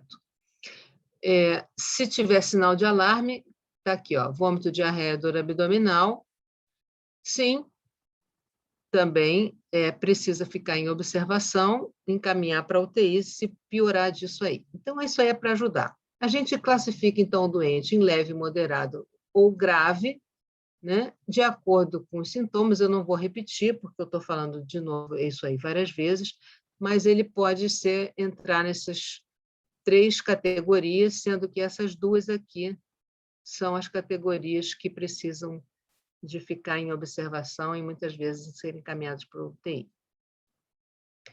Bom, o diagnóstico laboratorial, específico, é feito pela coleta do sangue para PCR, né, até o 10º dia de doença, e pela sorologia pareada, em 14 dias, ou se depois do 5º dia, se a IgM for positiva, e tiver uma amostra única, já é suficiente. Mas depois do 5º dia, atualmente a gente tenta mesmo fazer a PCR. Uma coisa que eu acho importante, que aqui o Estado ainda precisa se estruturar um pouquinho mais para fazer, é o diagnóstico pós-mortem, né? Com aquela que o pessoal lá no São Paulo, no Rio, chama de necrópsia minimamente invasiva, que é as amostras de tecido obtidas por agulha, né? E de fígado, rim, coração, linfonodo, baço, em até 12 horas, e é condicionado em formol. E, com isso, você consegue analisar o caso de óbito da síndrome icterohemorrágica, que nem sempre é febre amarela, né? A PCR também pode ser colhida, e as amostras de sangue podem ser obtidas por punção cardíaca. Então, mesmo que o doente morrer e não der tempo de você tratar ou encaminhar o exame em vida, vale a pena tentar fazer um diagnóstico pós-morte. Os indicadores de gravidade, a gente já falou, estou pulando. E aí as coisas que atrapalham, basicamente, a gente já foi conversando aqui enquanto eu estava mostrando, né,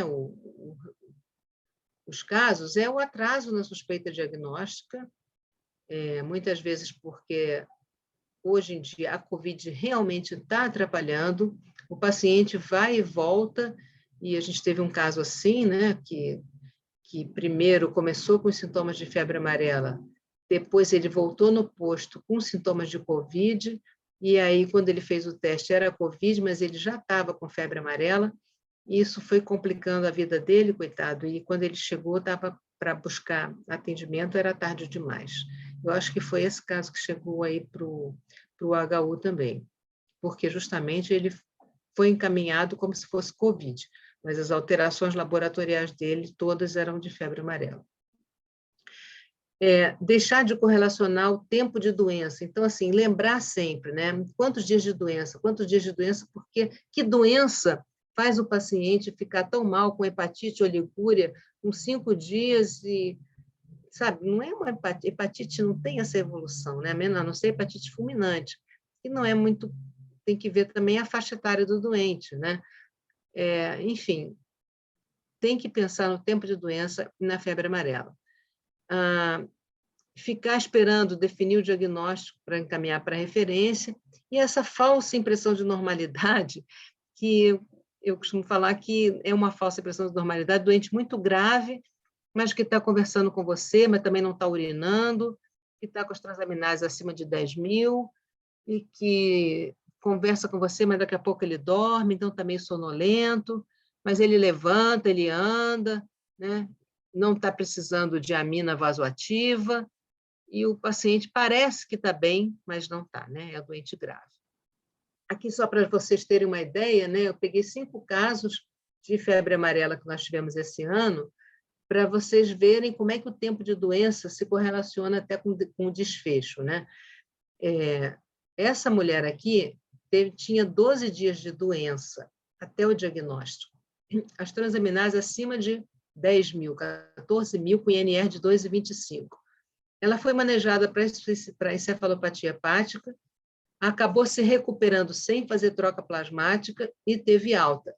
A sorte dela, não sei o que aconteceu aqui, é que ela não fez alteração renal, ela não fez oligúria, e aí não ficou acidótica e conseguiu sair. Reparem que esse homem aqui, ó, ele foi diagnosticado com 4 dias de evolução, e ele está aqui como vacinado. É muito interessante, porque ele se vacinou 2 dias antes de começar os sintomas da febre amarela. Então, provavelmente, ele se vacinou ainda no período de incubação, depois foi caracterizado que ele teve vírus selvagem mesmo, isso não era vírus vacinal, nem dava tempo, né, dele fazer isso, e não deu tempo da vacina montar a resposta imune, e ele já estava adoecendo. Então, ele teve alta e o tempo de doença foi rapidinho. 11 dias, 12 dias, né? Em 12 dias tem alta. Ou também morre, né? Esse aqui, ó, chegou com 12 dias, não era vacinado, 22.000 de transaminases, INR de 3,5, ainda ficou 1 dia esperando. Então, ele começou a fazer a troca plasmática com 13 dias, e em 15 dias, 2 dias depois, já estava chocado, irreversível, e foi a óbito. Esse aqui de São Bonifácio, também muito tarde, com 12 dias, ele tinha suspeita de febre amarela, fez uma crise convulsiva, ficou no hospital lá em São Bonifácio mesmo, só veio para cá no dia seguinte, com 13 dias, passou 2 dias, óbito também. Não deu para fazer nada, a troca plasmática não surtiu efeito.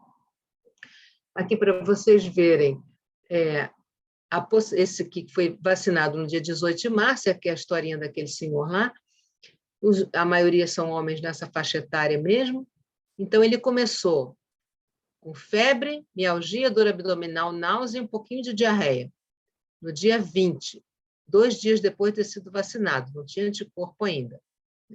4 dias depois, ele tinha icterícia, estava prostrado, com dor abdominal, diminuição do débito urinário.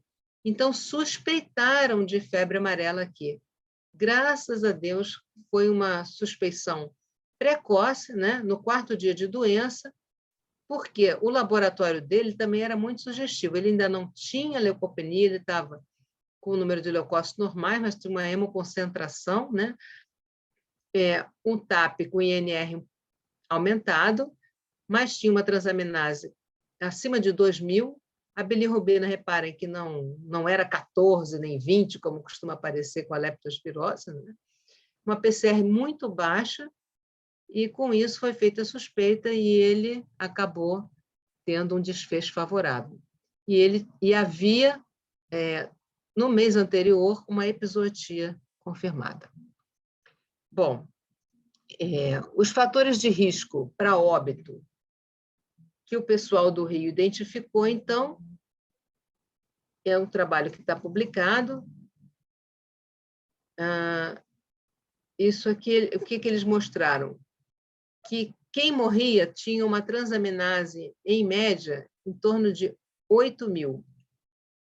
E quem não morria era abaixo de 2.000, 1.820. Então, a partir daqui, transaminase acima de 2.000 passou a ser critério de gravidade, né? Através da experiência deles, né, de 50 casos no total de casos aqui, né, que foram avaliados. Aqui a bilirrubina, né? Mas o doente, para estar muito grave, tem que estar muito ictérico. Quem morreu tinha uma média de 7 de bilirrubina. Quem não morreu, 4,3. Isso não deu diferença nenhuma. Então, a intensidade da icterícia não é sinal de gravidade na febre amarela. A creatinina abaixo de 2, né, 1,2, estava mais presente nos casos que não morreram, e acima de 3,2 nos que morreram. Então, isso aí é fator de mau prognóstico. Do mesmo modo, as plaquetas. Quando a gente olha aqui outros fatores, a gente vê que a presença de sangramento presente aqui, ele ocorreu em 65% dos casos que vieram a óbito, né? Então, a chance de morrer, gente, é grande. Olha, aumenta 10 vezes a chance de morrer se o paciente tiver sangramento, né? É muita coisa, né? Você tem uma chance de morrer de 1 e depois passar para 10 vezes, você tem 10 vezes mais chance de morrer, é muito triste. A alteração na excreção renal, né, estava presente em 68% dos doentes que vieram a óbito, né? Então, se o paciente tem oligúria, ele tem 23 vezes mais chance de morrer do que se ele não tiver. Então, assim, não dá para perder tempo com um paciente desse. Ou se você não vai conseguir transferir, coloca o doente na diálise, cara. Pelo menos faz a diálise se não conseguir fazer a troca. Convulsão também, olha, o risco é alto, assim, é menos comum, mas quando o paciente convulsiona, de 6 pacientes que tiveram convulsão, 5 vieram a óbito, tá? E daí foram os critérios, desculpe se estava alguém mais olhando mais, mas depois isso vai ficar gravado, e são os critérios que foram encontrados como os principais critérios de gravidade. Então, os casos graves, o objetivo do tratamento, isso aqui é de um modo geral, né? Manter a hidratação, prevenir sangramento, a hemodiálise deve ser precoce na primeira evidência de oligúria, porque a gente já viu, né? Acabamos de ver por quê, né? Porque os doentes aumenta muito a chance de ir a óbito. Amina vasoativa em caso de falência circulatória, vocês sabem muito bem isso. E o suporte ventilatório apenas para reduzir o sofrimento celular. Foi visto pelo pessoal do Rio de Janeiro, sobretudo pelo Rafael Galies, que é da UFRJ, do Hospital São Sebastião, né, que ele estava desesperado, vendo só doente morrer, e o paciente fazendo transplante hepático, saindo transplante muitas vezes sem sair do transplante, porque você coloca um doente desse com esse comprometimento sistêmico imenso num transplante, o paciente acaba não sobrevivendo, e quando sobrevive, em vez dele ser um recuperado, né, que a febre amarela, o fígado se autorregenera, né, em vez dele ser um recuperado de fígado, com o seu próprio fígado, ele passa a ser um transplantado para o resto da vida, né? Então, o Rafael começou a pesquisar e viu que tinha sucesso a abordagem de troca plasmática na insuficiência hepática aguda. E resolveu testar com febre amarela, e a coisa realmente funcionou, né? Sendo que a fundamentação é aquilo que a gente já falou antes, a remoção das citocinas plasmáticas, a possibilidade de repor os fatores de coagulação que foram consumidos e modular o sistema imune desse paciente. Então, é a opção realmente mais promissora para diminuir os óbitos, como nunca foi feito, né, antes, nem no mundo, nem no Brasil, né? Pela primeira vez foi possível controlar a febre amarela no país, febre amarela grave. Então, os critérios de troca de indicação de troca plasmática são os pacientes graves que tenham uma ou mais disfunção orgânica. E, normalmente, você tem disfunção hepática e disfunção renal, mas, às vezes, também tem disfunção do sistema nervoso central, neurológica, né? Embora não tenha lesão específica, nem tenha, classicamente, um edema cerebral, que a gente consiga evidenciar com clareza na tomografia, né? Mas você consegue, se você fizer medir o diâmetro da bainha do nervo óptico, você vê que isso tem alteração e você pode, é um sinal precoce de comprometimento neurológico com edema cerebral. Os pacientes estão em oligúria, também tem indicação de troca.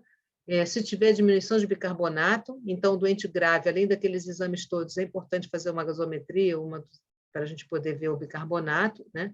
Bicarbonato abaixo de 18 já é indicação de troca, ou se tiver um fator 5, com uma redução abaixo de 30%. Encefalopatia hepática e quadro de choque.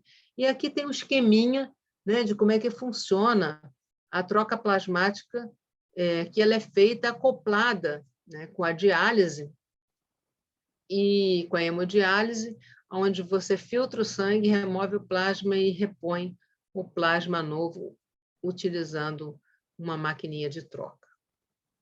Por isso que o EMOSC já está acionado e ele já trabalha super bem articulado com o Hospital Nereu Ramos. Então, para resumir e finalizar, né, isso aqui era um resuminho que a gente entregou lá até para a regulação. Então, os critérios de gravidade seriam 4 dias ou mais de doença, a presença de sonolência ou confusão mental, oligúria, as transaminases aumentadas, acima de 2.000, o NR maior que 1,5, as plaquetas em queda, né? 2 contagens, sempre 2 contagens, né? Sinais de acidose, queixas, e uma coisa que eu coloquei aqui que me chamou a atenção em todos os casos é que esses pacientes masculinos, eles começam nessa faixa etária que mal se vacinam, né? Não vão ao posto para se vacinar. Quando estão com febre amarela, eles não só procuram a unidade de saúde, como eles voltam porque eles pioraram. Então, um perfil que não está acostumado a ir, quando ele vai, é porque ele está mal mesmo. Então, a gente tem que botar a pulguinha atrás da orelha aqui e pensar que isso pode ser febre amarela. Diagnóstico eu já falei, e agradeço aí, então, a vocês, a audiência, e vamos trocar ideia, porque eu estou à disposição, estou lá na DIV, estou em trabalho remoto, mas a gente está disposto a conversar sempre, e agradeço muito, de fato, a presença de vocês, porque nessa pandemia, alguns pacientes acabaram sendo encaminhados de forma contrária ao que está previsto no fluxo de encaminhamento dos doentes graves, que seria para o Nereu Ramos, eles foram parar na emergência do HU, né? e é natural que possa ter havido alguma má interpretação desses casos num começo em que as pessoas, de fato, a gente nem acreditava que a febre amarela pudesse ser um problema, né, para o Estado e para Santa Catarina. Eu acho que é muito importante que, se por acaso o doente chegar, que seja tentado rapidamente uma conversa lá com o pessoal da UTI, encaminhar esse doente para referência, e em caso extremo, se por acaso ele não puder, a gente até pode fazer mesmo a troca lá no HU, mas isso aí, o ideal é que tenha uma articulação muito boa com o EMOSC e até mesmo com o pessoal da unidade de terapia intensiva do Nereu Ramos, que já tiveram uma experiência fantástica com esses casos de febre amarela grave, né? Então, muito obrigada. Eu vou encerrar aqui a apresentação e a gente pode abrir para discussão e para debate, ok? Boa noite. Então, a gente está aberto para pergunta. Quem quiser fazer pergunta, pode abrir o microfone e perguntar ou encaminhar a pergunta pelo site. Como vocês... Desculpe, pelo site, pelo chat.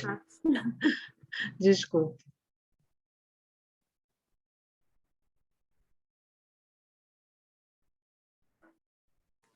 Doutora Marise, o seu microfone Pois está não. Agora... Que eu falei que eu ia fechar o microfone para não dar interferência, e acabei falando isso já de microfone fechado. Mas eu estou à disposição, assim que perguntarem.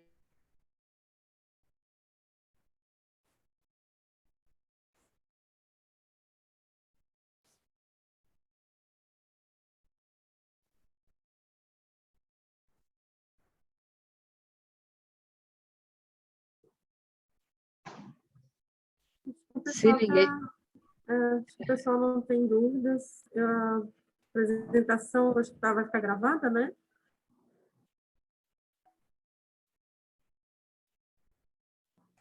Então, essa apresentação ela vai ficar gravada, essa aula está sendo gravada e ela vai ficar disponível brevemente e nós poderemos, no nosso site, vai ficar disponível, né, Renata?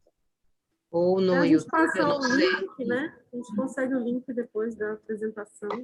Isso. E a gente pede para a Patrícia, que é a médica infecto do HU, né? E ela repassa para o pessoal. Sim. Só complementando aqui, doutora Renata e doutora Marise, desculpa, e Renata. Pois meu não. nome é sou do COSEMES, né? Faço parte da equipe da SESC também. Eu estou gravando a reunião, eu posso disponibilizar o link para vocês do YouTube. Eu só gostaria que vocês me encaminhassem a apresentação para que a gente pudesse disponibilizar tudo junto. Certo. A gente encaminha, né? A gente agradece também, tá, Mauri, para ficar esse horário também junto aí disponível. Ter cedido a plataforma para a gente. Tem uma pergunta ali, Marisa. Plasmaférese é feita sob demanda ou existe um protocolo padrão que se tenta? Luciana, no chat. Oi, Luciana. Então, tem um protocolo, sim. Tem um protocolo que eu não tenho comigo aqui agora, mas esse protocolo está disponível lá com o pessoal da UTI do Hospital Nereu Ramos.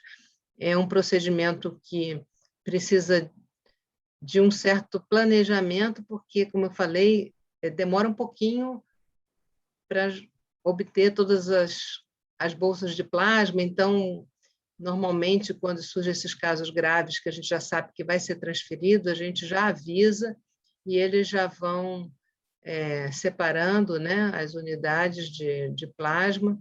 O pessoal do EMOSC fica atento para poder fazer o coagulograma com todas as dosagens dos fatores, e tem todo um protocolo, sim, com critérios de início, critérios de encerramento de troca.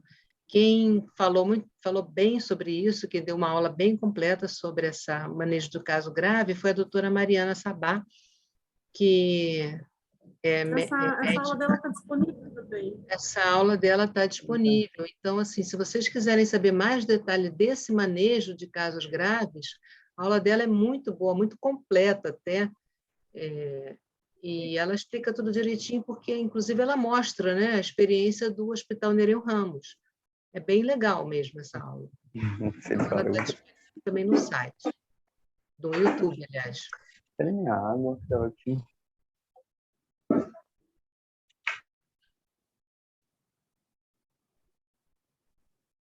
Mais alguém com pergunta? Tá. A Luciana já recebeu informação lá de alguém que trabalha na UTI do Nereu Ramos.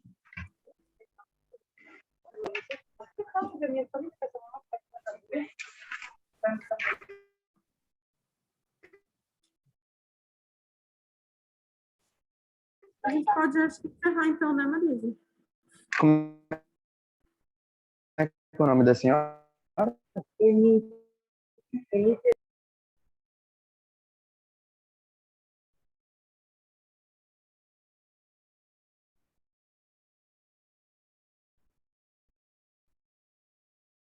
Acho que o pessoal já está saindo também, a gente pode encerrar. A gente agradece a As pessoas, participação de a gente já está com quase metade das pessoas que começaram, né? Eu acho que a gente pode encerrar sim, Renata. Então, E encerrar aqui não significa que a gente encerrou, né? A nossa disposição, a nossa disponibilidade, tanto de dados, né? Se alguém quiser saber mais detalhes, a gente tem no site, tem também no nosso setor, tem, como eu falei, a gente está à disposição realmente para os contatos. Ok? Então, eu desejo a todos uma boa noite. Muito obrigada mais uma vez por, nesse final de dia, aí estarem disponíveis para ouvir falar de febre amarela, né? E eu espero que... bom, esse período agora sazonal está acabando, né? Eu espero realmente, sinceramente, que a gente não tenha mais casos graves esse ano, mas a gente não pode afirmar isso. Nosso frio está demorando muito para chegar forte, demorou, né? Quando a gente tem um outono bem mais frio, a gente mata os mosquitinhos, tudo morre, e eles não estão transmitindo, mas estava morrendo macaco até bem pouco tempo, então a gente não pode dizer que não vai ter caso. Mas, provavelmente, para o ano que vem, o vírus continua por aí, e em lugares mais distantes um pouquinho daqui, né, Renata? Mais lá para o sul do estado, para a Serra. Boa noite a todos, tá? Muito obrigada. Boa noite. Tchau. Estou fechando.